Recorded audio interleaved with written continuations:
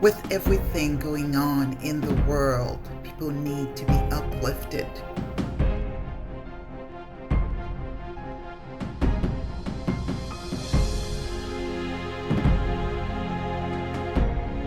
They need something that promotes character, creativity, confidence, and joy.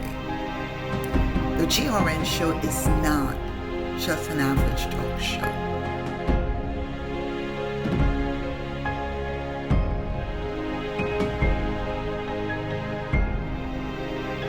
The topics are powerful and will make you think. Join me on this journey to be informed, to relate, to connect, and to evolve. Good evening and welcome to the GRN show, a time to be informed, relate, connect, and evolve. Music plays a big part in our culture and the Haitian way of life. Our roots, stemming from the Caribbean, French, African, and Spanish cultures, influence the rhythm and the beat that we've learned to enjoy. Our people love to dance. As they say, once they hear the drum, that body cannot stay in place. Yo sekwe koyo, kuyo tande tambo. The most popular style of music is compa, and today there are many artists adding their own twist with soul, zouk, funk, rap, etc. We have with us this evening the legendary LaTortue, known as Gogo, one of the best compa saxophonists and a member of the band Schlussler. He's been in the music industry for a while, and being that it is his passion, he plays a little bit of everything. So good evening, Gogo, and welcome to the GRN show. Good evening, and thank you so much for having me on the show. I feel blessed, I feel honored, and you're making me blush. Oh, don't blush. You are a legendary, and I'm really pleased to have you. And also, I think I'm very excited to hear what, some of the work you're doing right now and get our viewership a little bit more information as to how they can enjoy your new CD a little more. So thank you again for being here. So my first question, I'm a little curious. Your first name obviously is Evans, right? Correct. Did you acquire the name Gogo? No, that is incorrect. It's always been a question that I've been asked. And there are people that I've known for over 40 years that think that my formal name is Gogo. And matter of fact, there was an album that I did some years back, and the name on the album actually puts LaTortue. Oh. But the interesting fact is the name Gogo came before events. Oh, how is that? When my mom and dad, when my mom was pregnant with me, and like every expected parent, they were trying to pick a name. And they were getting suggestions from friends, and the person that they had picked to be my godfather, what? And my mother couldn't contain herself, laughed so hard about that. My father, along the way, would tease her, touch her stomach, how's Godefroy, and then Godefroy diluted down to Gogo.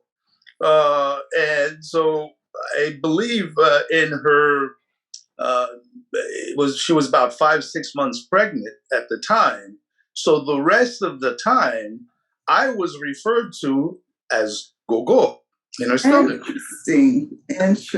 Yeah. So I was born with that name.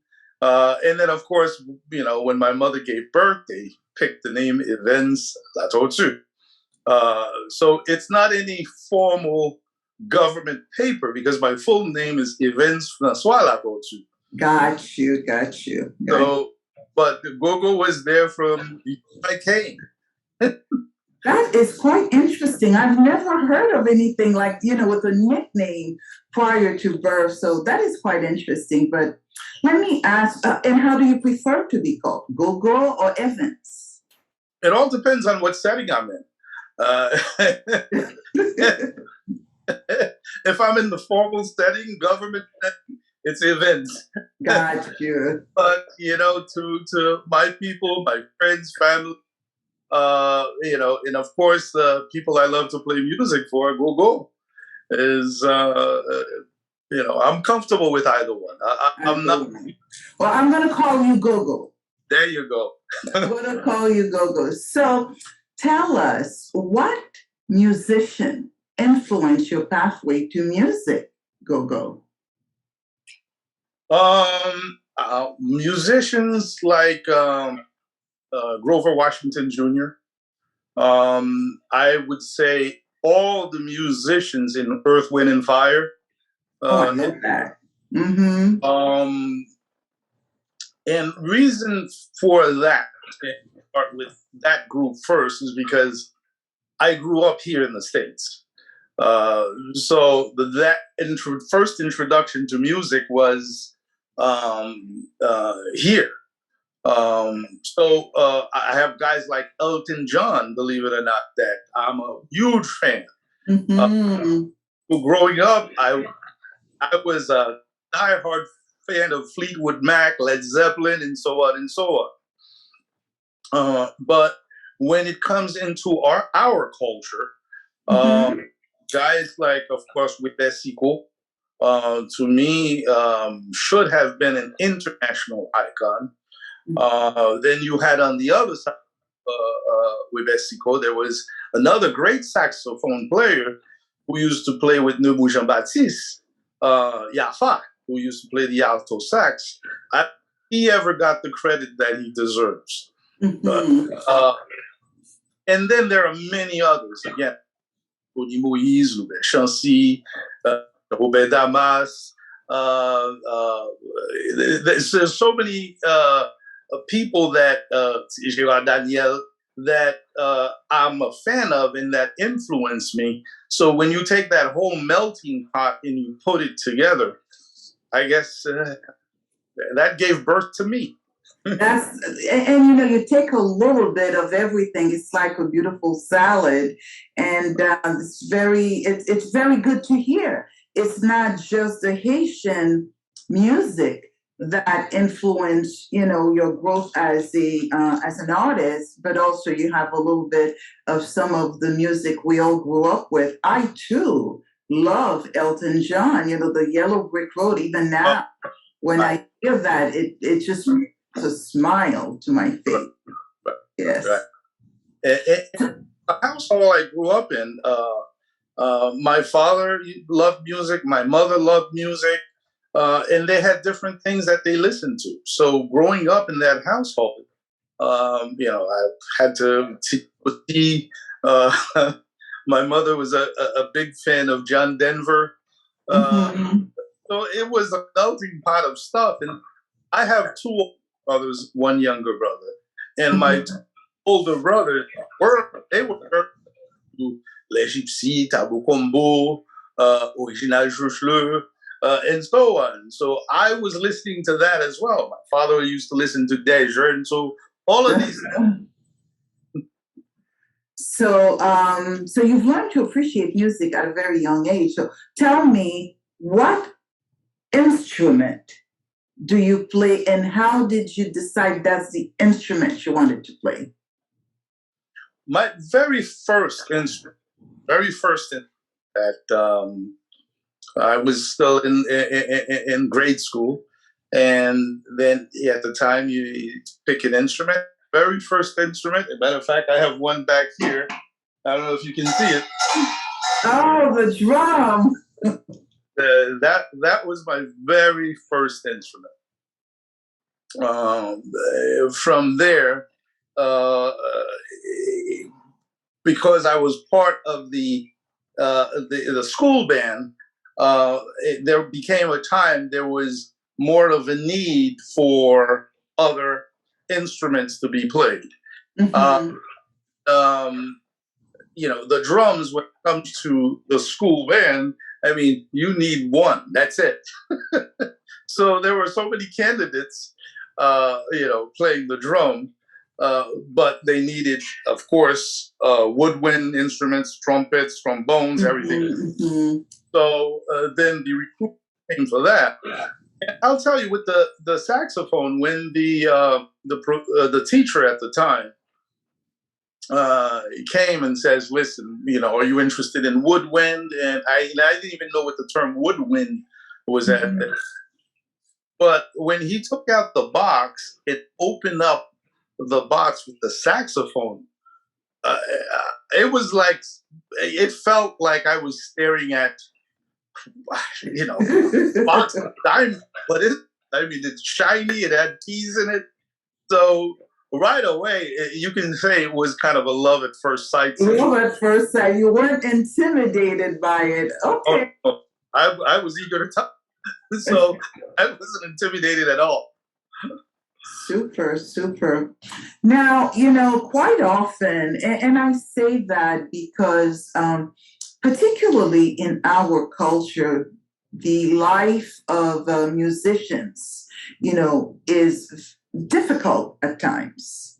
And other time, it brings a lot of joy to people. I, for one, I listen to music and it's like I'm lost in my own world. So tell us a little bit about the pros and the cons of being a performer, a musician, and so forth.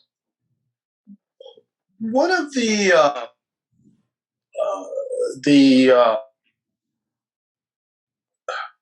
as I mentioned before, as far as saxophone, I remember in my earliest days, I mean, I was such a big fan of, I am a big fan of Grover Washington Jr., who has, produced many hits and made a lot of money.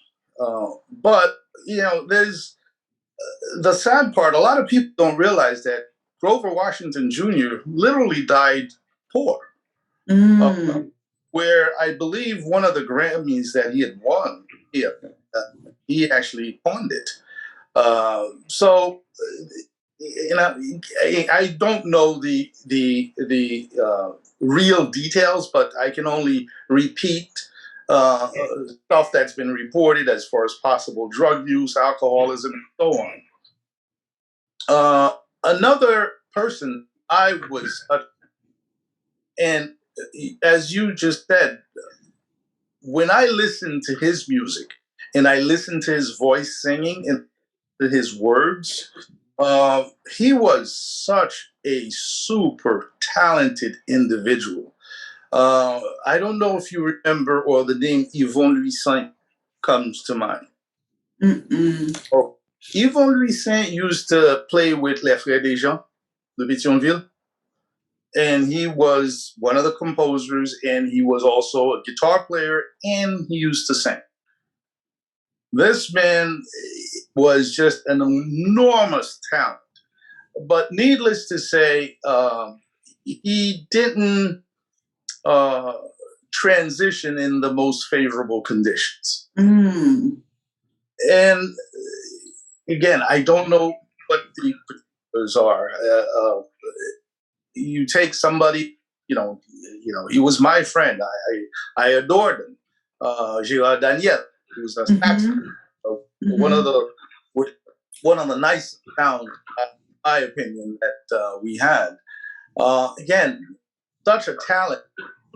To him playing, it still takes you someplace. But unfortunately, gone too soon and not the most favorable conditions. Now, the question was pros and cons. The pros is that some of the work that these individuals put out will go on for a long, long. I don't want to use the word forever, but that music is alive and well, and it's still bringing joy to people. The power of music is beyond our comprehension. because when you hear a song, take you someplace. It can make you feel a certain way. It can inspire you. And music, in a way, can change the course of the world. So that's how powerful being a musician is. An individual like John Lennon. And when you listen to some of the lyrics he wrote and how these lyrics are still manifesting in the world today, again, that's powerful. I think the downfall is not just amongst our community, as us tend to think. The downfall is when you're an artist, you need to surround yourself with talented people and people who are truly looking out for your best interests. And I always say this: do what you do best. If you're a musician, you're making lots of money, get a trustworthy company or person to manage your business. Don't try to do it all. Get attorneys.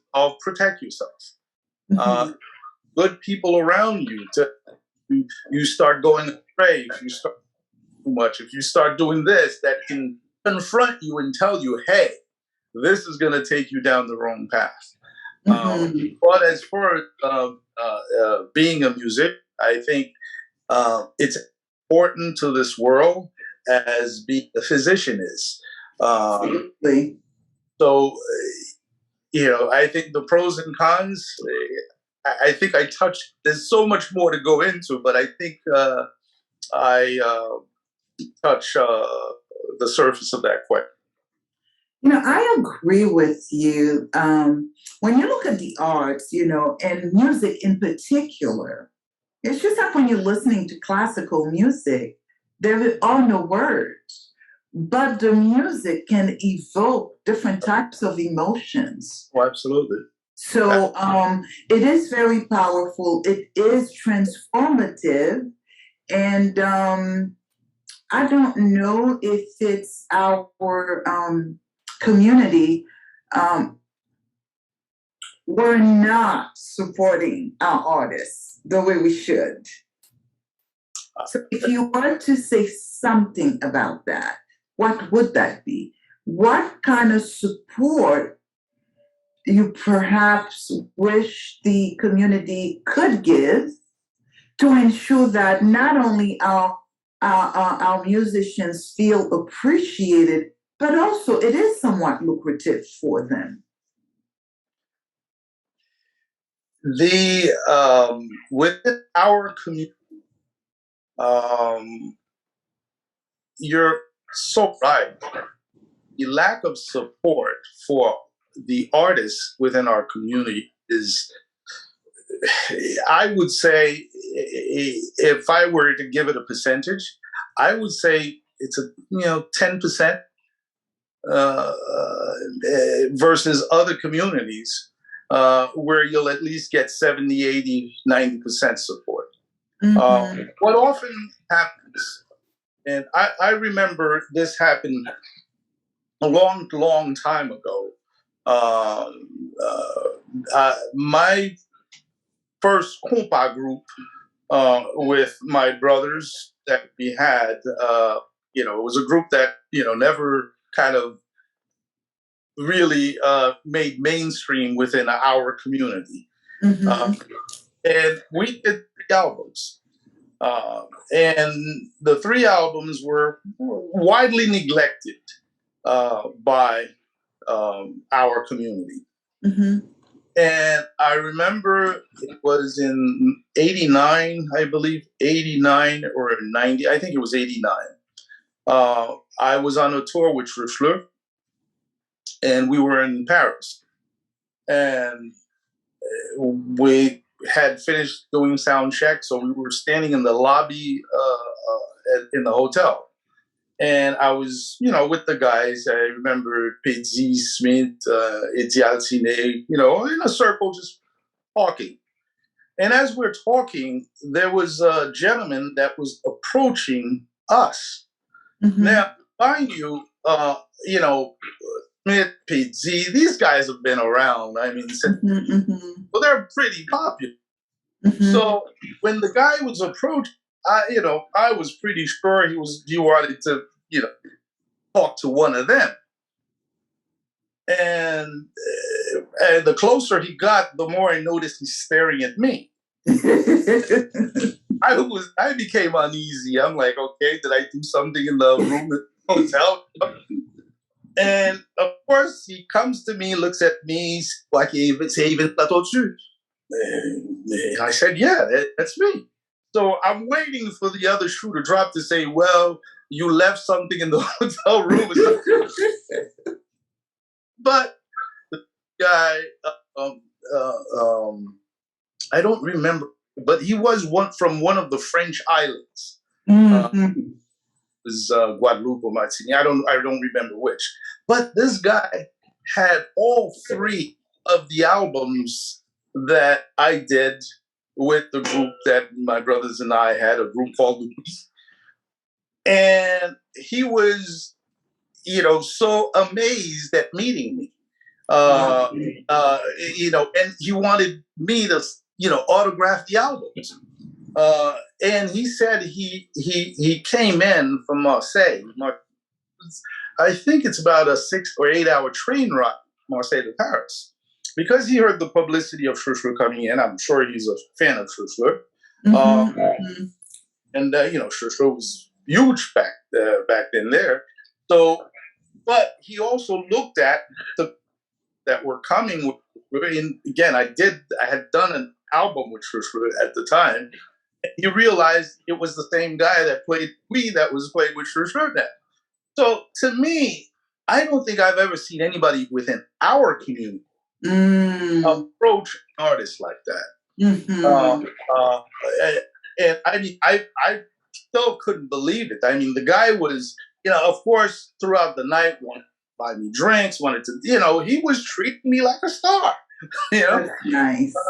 And after that experience, I realized most of the time that I will get laid like that is when I'm traveling outside of our community. Martinique, Guadeloupe, it's in all these other little islands, you find that they are more appreciative of the work that we do, or at least show it. Because I think we tend to see the person, recognize the person, not approach the person. I think the mentality, I don't want him to think he's all that. Yes. So I've seen so many different situations where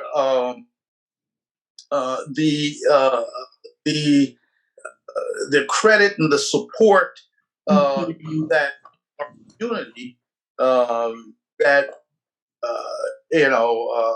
again, whenever you step outside there, if they know your work, they treat you like gold.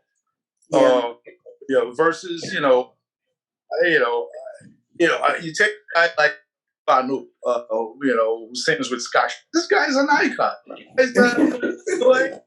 But it will be often that if Cubano is in the street, very few people approach him. Hey, Cubano, I signed an autograph. Interesting. Very interesting that you should say that. And, now that you've mentioned it, I know that particularly, people in my age group, your age group, we do appreciate the music, because when there's a get together, or if there's, let's say Shusha says, I'm playing, you will not find tickets to go because everyone is nostalgic. Right. But I think from a cultural standpoint, number one, I don't think our men are as expressive to go to another man and say, I love your music. I don't know. That's just my thing. But they will enjoy it among friends. They talk about, I see it all the time in my home. They talk about the music. they exchange different type of music among themselves. So the appreciation is there. I think what you're saying, Gogo, it's not expressed. It's not. Other cultures do. Right. It's not. It's not. And, you know, I grew up in a family that, we grew up, very close and tight knit. And, saying I love you is natural to me. Yes. And I have friends that are, why? They know it, right? That it's a difficult thing to come out of their mouth. Yeah. That, the expression of love and appreciation. Yes, yes. I think if we could work on that, and another thing, it rolls into the financial aspect. Mm-hmm. When you look at who actually buys the music, mm-hmm. who pays for it, like in this day we're living in now, it's downloads. Mm-hmm. Go in and download and pay for the music. Mm-hmm. Unfortunately, it's not our community. If a CD or what have you comes out, the percentage that's sold with our community, when I say our, I'm talking about Haiti, Miami, Georgia, New York, wherever our community is, Paris, Canada, Chicago, it's really a fraction of outsider. I say that I don't want to call them outsiders, meaning, one of the things I experienced for, Martinique, you can have 3 brothers in one household. Each want to buy their own. That is funny. Which brings me to my question. I understand you have a new CD. Yes. And this is the time. I really want people to know that this new CD is out, and it's called Very Sexy Volume 2. Correct. That is correct. Tell us about it. Tell us about it. Well, I did the first volume I put out back in 1999. And the idea when I did the CD, I wanted to do something instrumental. I wanted to do something that expresses my taste in music. Mm-hmm.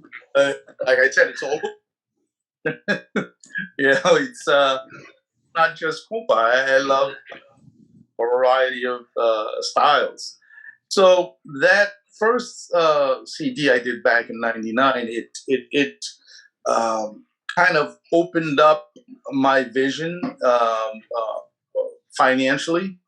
When I say that, by the time I did the one in '99, prior to that, I think I had at least played on 20 or 30 different albums for groups or other people and so on. And, every time you go in a studio and you lay your track, they pay you. Yes. And anytime with several albums, every time that happened, you're paid. And the difference that I saw was that when I did this back in '99, and I also wanted it to be something that, hey, if a Latin friends want to buy it, yeah, there's something to take. If I had a friend, born American, West Virginia, who wanted to buy it, yeah, there's something in there for you too. So I really kind of try to open it up to the globe. Mm-hmm. And what I found that because I produce and I retain all the rights to it, what I found is the first 18 months of releasing it, I had made more money on that CD than I did in all of the other CDs I've done combined. Wow. And what was interesting with the CD, because I opened it up globally, It was a major seller. It wasn't. When I can say in the big scheme of things, maybe I touch 2% of that market. But 2% of that market probably represented 200% of our local market. Got it. Well, that's wonderful. Yeah, so it kind of told me, hey, you know what? We have all these talented musicians. And let me add, I don't want to go on another soap opera thing, but you realize that when you look at all the great groups we have, and how many of our musicians, okay, maybe you can answer this question, how many of our musicians you can actually go on Google and say, show me the net worth of Google? How many musicians would probably come up under that category to say, oh, well, this so-so is worth $2.5 million through music? We have zero. Okay? But yet, if a group like Kasav, they're rich with us. We buy everything out of Kasav. If you Google the net worth and you're like, whoa. So, and it's not that they're more talented. I think there's a problem within the community as far as support, as far as us surrounding ourselves with people who are talented to handle our business in our best interest, and so on and so on. So it's a shame. I mean, our music is great, but we don't have any, and I'll say it again, from the music that acquired an empire from the music. Right. So I really want you to tell us about this new CD, and then I have some thoughts on what you've just said, but I want to hear a little more about that. About the CD. Having done that, and nowadays every musician, most musicians, I should say, have their own studio set up at home, and so I'm no different. So having all the instruments around me, I said, you know what? It's time. It's time to put something together. Just go all over the place. A little jazz. Jazz, and I have Coupe Cloué on my album. So a little bit of this and that. And like I said, I try to create something that I would board listening to. Yes. Where every track doesn't sing.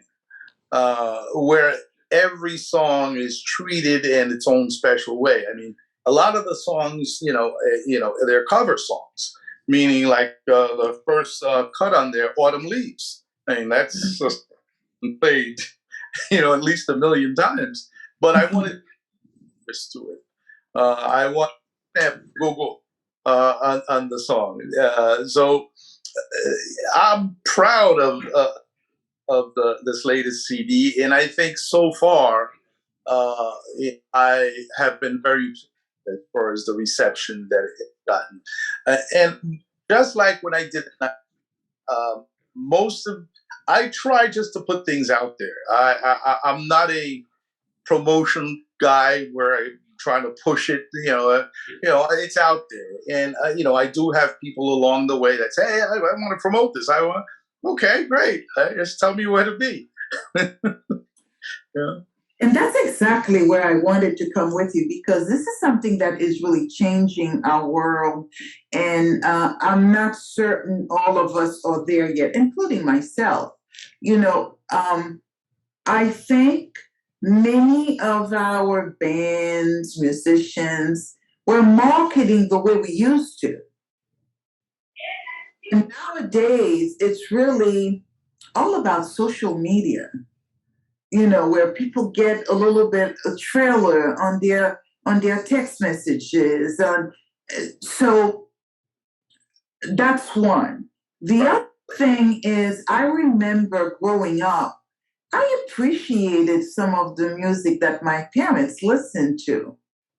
But our children who are born here, they're really not connected with that. So I think there's a little bit of that. And Right. I'm hoping with your album that is so diverse in terms of styles of music and artists, we can really, it can certainly, generate not only the revenue, but certainly you are appreciated, but even more appreciation.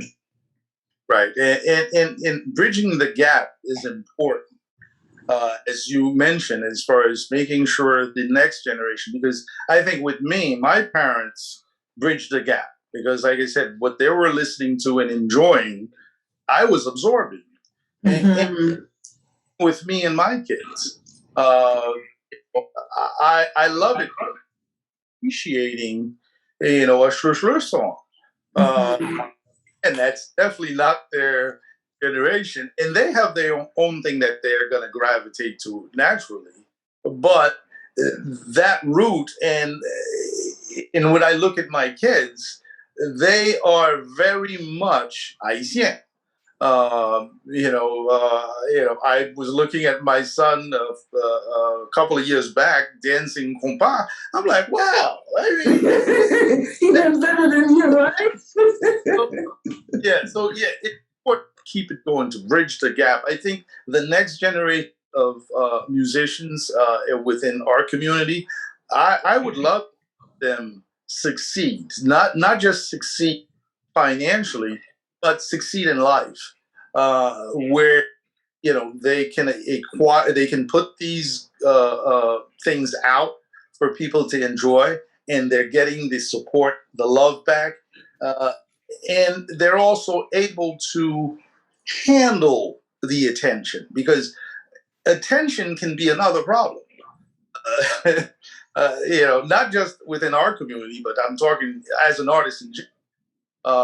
When you're getting too much attention, that can lead to other complications. There's a classic